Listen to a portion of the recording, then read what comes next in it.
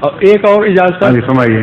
ایک یہ ہے کہ اسلام میں بھی یہ مانا جاتا ہے کہ فرشتے انسانوں کی شکل اختیار کر لیتے ہیں، اور عیسائیوں میں بھی یہ ہے، حضرت ابراہیم علیہ السلام کے واقعے میں حضرت خلیفۃ المسیح ثانی نے بیان فرمایا ہے کہ وہ فرشتے ہی تھے.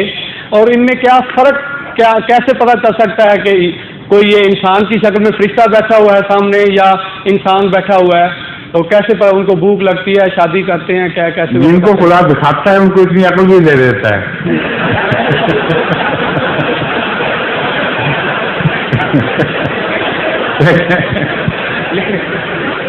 لیکن بعض کا حضور باقی بھی دیکھتے ہیں جن کو اللہ تعالیٰ نے نہیں بے عقلوں کو نہیں دکھاتا.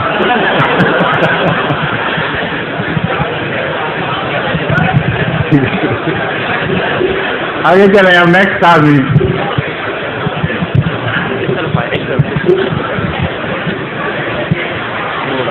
ظہور مہدی آخر زمان ہے،